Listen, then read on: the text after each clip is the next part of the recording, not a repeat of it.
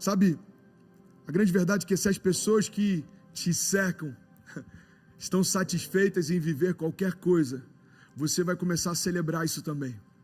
Você sabe qual é um dos maiores ladrões da nossa fé? É caminharmos ao lado de pessoas que ressignificaram a dimensão da sua fé e do que Deus pode. Pastor, eu não entendi, eu vou te explicar melhor. Você quer um caminho fácil para você esfriar? Caminho ao lado de pessoas que só criticam a igreja, que só questionam a liderança e que só duvidam do sobrenatural. Certamente você vai começar a estranhar aquilo no início, mas quando você menos perceber, você vai começar a pensar exatamente como elas pensam. O problema de andar ao lado de pessoas que não creem no Deus do impossível é que a gente começa a esvaziar a nossa expectativa de impossibilidades também. O problema de andar próximo a pessoas que não creem no sobrenatural é que a gente começa a duvidar do sobrenatural também. Ei, deixa eu te falar uma coisa, você quer uma chave para você romper? Caminhe ao lado de pessoas mais apaixonadas do que você, caminhe ao lado de pessoas mais incendiadas do que você, caminhe ao lado de pessoas que viveram mais milagres do que você, porque elas vão ressignificar as fronteiras da tua fé. Você não cria que poderia acontecer, mas você está vendo Deus fazer ao lado de quem está perto de você. Isso começa a gerar em você expectativa e a certeza, se Deus fez na vida dele, vai fazer na minha vida também. Cuidado com quem te cerca, cuidado com os conselhos que você ouve, cuidado com as portas que você dá acesso, cuidado com aquilo que você se alimenta. Irmão, você tem inúmeros dias agora em que tempo não é mais problema. Cuidado com o que você faz com muito tempo que tem. É tempo da gente se edificar, é tempo da gente enraizar ainda mais as bases da nossa fé, é tempo da gente buscar naquelas reservas de água que são subterrâneas, aquilo que Deus deseja fazer para que a gente cresça em meio em tempos de seca. Como a gente orou no início desse culto, às vezes parece que está tudo seco ao nosso redor, mas a gente não busca água ao nosso lado, a gente busca água onde ninguém vê. A nossa fonte é uma fonte inesgotável, porque as nossas raízes estão cada vez mais aprofundadas em Deus. É isso que o salmista diz, nós nos tornamos como árvores plantadas junto ao ribeiro de muitas águas. Mesmo em tempos de seca, as suas folhas continuam verdes e elas continuam dando fruto. Sabe, você precisa de coragem, é isso que eu vim te lembrar. Você precisa de coragem para enfrentar o que está diante dos teus olhos. Você vai precisar de coragem para não desanimar. Você vai precisar de coragem para não se comparar. Você vai precisar de coragem para ser quem você é. Coragem de ser imperfeito. Coragem de se expor. Coragem de confiar num Deus que não se vê. Coragem de descansar no sobrenatural, mesmo quando todos os seus sentimentos tentam sabotar você. Coragem para olhar para aquilo que Deus falou e confiar nisso muito mais do que aquilo que os ruídos ao teu redor têm te falado. Coragem para acessar toda a fonte que não traz vida. Coragem para dizer não àquilo que não diz sim para você. Coragem para até limitar o teu quadro de amizades e o teu ciclo social. Coragem.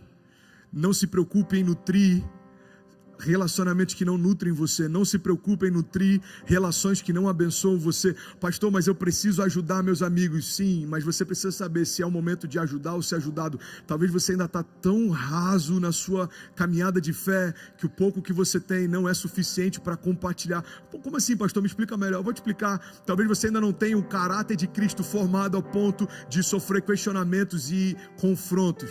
Então a gente precisa entender, como Eclesiastes 3 diz, existe um tempo determinado para todo propósito debaixo dos céus. Existe tempo de abraçar e existe tempo de se afastar. Eu lembro que no início da minha caminhada eu entendi que se eu não rompesse com tudo aquilo que eu conhecia, eu não conseguiria conhecer o novo de Deus.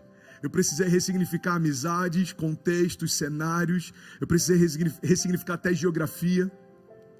Então hoje eu posso voltar aonde eu morava, eu posso circular aonde eu circulava, e isso não afeta mais quem eu sou. Por quê? Porque eu não sou mais quem eu era. Então a gente precisa entender, as palavras que eu tenho ouvido têm trazido paz ou têm me abatido? Irmão, deixa eu te dar um conselho. Eu já falei isso inúmeras vezes, mas talvez para alguém é a primeira vez que você está ouvindo. Não faça das suas crises o seu devocional. Então eu não sei qual é o momento que você está vivendo, eu não sei quais são as incertezas que tem te cercado, eu não sei quais são os medos que têm batido a tua porta, mas eu tenho esse conselho para você: cuidado com quem te cerca. Porque se você se cercar de pessoas que estão acostumadas a viver qualquer coisa, você vai começar a celebrar isso também. Sabe, o problema de ter coisa que deveríamos fazer, mas não fazemos, é que a gente começa a se acostumar com coisas que poderíamos viver, mas não vivemos. Guarda isso, cara. O problema de ter coisas que deveríamos fazer, mas não fazemos, é que a gente começa a se acostumar com coisas que poderíamos viver, mas não vivemos. Eu não sei você, mas eu quero viver mais milagres do que eu já vivi. Eu quero experimentar mais promessas do que as que já se cumpriram. Eu quero ver Deus fazendo mais curas do que eu já vi fazendo até hoje. Se você deseja mais, eu vim te dar uma boa notícia. A fonte que flui de você é uma fonte inesgotável. Existe mais. Você pode declarar isso comigo? Diga: Pai, eu quero mais. Eu quero viver mais milagres. Eu quero ver mais sinais. Eu quero ver mais maravilhas. Eu quero ver mais da manifestação do teu poder. Eu quero mais, Jesus. Em meio a toda a crise e impossibilidade, eu quero mais, Jesus. Sabe, agora o segundo ponto que eu quero compartilhar é que a gente precisa estar vulnerável para viver algumas coisas.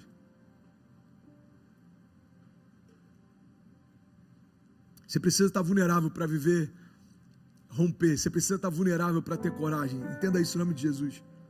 Você precisa estar vulnerável para conseguir se manter constantemente numa posição de coragem e ousadia. Ninguém consegue ser forte o tempo inteiro, irmão. Ninguém consegue estar firme o tempo inteiro. Se você não tiver a tua válvula de escape, se você não tiver momentos de você expor a tua fraqueza, certamente você vai ruir. Você quer um caminho certo para que você possa implodir? É você tentar sempre exteriormente estar forte, sem você interiormente se expor como fraco. É o que a gente começou essa palavra lendo. No meio da minha fraqueza, Deus se revela como forte. No meio das minhas impossibilidades, Deus se revela como Deus do impossível. No meio dos momentos em que eu não sei o que fazer, Deus se revela me mostrando o caminho. No meio dos momentos de desânimo, Deus se revela como sendo o meu ânimo, aquele que sara a minha alma, aquele que traz bálsamo sobre o meu coração. Ei, deixa eu te falar, você não consegue ser forte o tempo inteiro. Você pode até fingir ser forte, mas só você sabe por dentro os medos que você tem. Ei, não é errado ter medo. É normal ter medo, é natural ter medo, é natural estar cansado, é natural pensar em desistir. Pecado não é pensar em desistir, o pecado é você aceitar desistir. O pecado não é você ter medo, o problema é quando você aceita os seus medos se tornarem aqueles que governam os seus passos. Ei, o medo é natural, mas Deus tem para você uma realidade sobrenatural. Então a gente precisa entender: Pai, eu preciso me expor, eu preciso estar vulnerável. Você está comigo? Diga amém.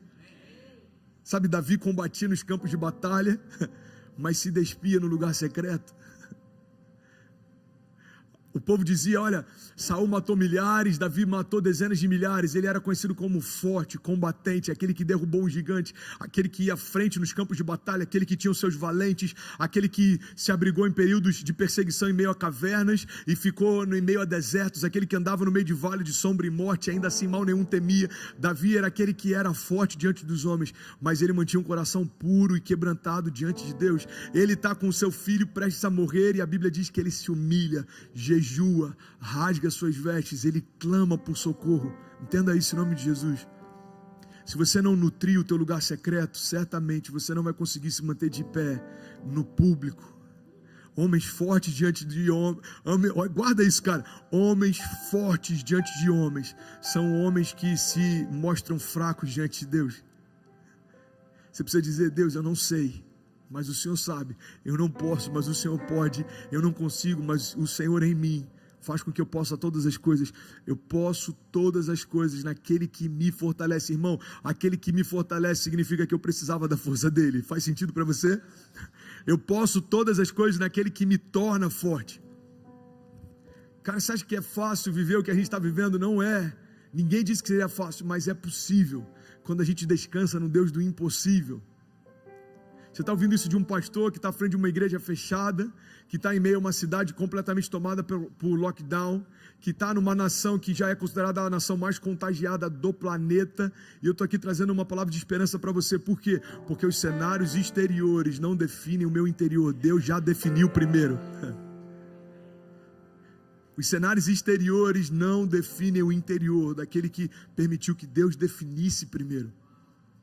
Deus definiu quem eu sou, Deus definiu o que eu posso, Deus definiu onde eu vou, Deus definiu o que a minha casa é, o que a minha casa vai viver, Deus definiu quem Cecília é, o bebê do ventre da Kezinha, o que ele vai viver, o que vai se tornar, os lugares que ele vai pisar, as palavras que ele vai receber. Entenda isso, quando eu entendo que Deus já definiu quem eu sou, nada ao meu redor tem poder para me definir. A crise não me define, as circunstâncias, as dificuldades, a falta não me definem, porque Deus já me definiu. Você está comigo? Então essa é a chave de vulnerabilidade. O homem que entende o poder de se mostrar fraco para Deus, se torna forte em Deus. Sabe, Davi rasgava suas vestes, buscava em secreto, ele se humilhava, ele jejuava. Irmão, você precisa desabafar, você precisa chorar, você precisa compartilhar, você precisa clamar, você precisa jejuar, você precisa descansar. Você precisa compartilhar aquilo que você tem visto como um gigante diante de você. Não tenha medo. Você precisa abrir o teu coração, compartilhar os seus medos. Você precisa aprender a ser vulnerável se você deseja ser ousado. Guarda isso. Eu preciso aprender a ser vulnerável se eu desejo ser ousado. Eu preciso ter coragem de ser imperfeito. Eu preciso ter coragem para me expor. Agora, eu quero abrir um parênteses aqui, hoje eu estou quase terminando. Você precisa saber com quem se expor também. Não é você acabar esse culto agora, pegar as tuas redes sociais e fazer das tuas redes sociais a tua sala de terapia. Não, entenda isso. Não dê acesso a quem não te dá destino. Eu tenho um melhor amigo, o pastor sempre me ouve. Ok, ele já encontrou a verdade da vida? Não. Então, ele está tão perdido quanto você pode estar.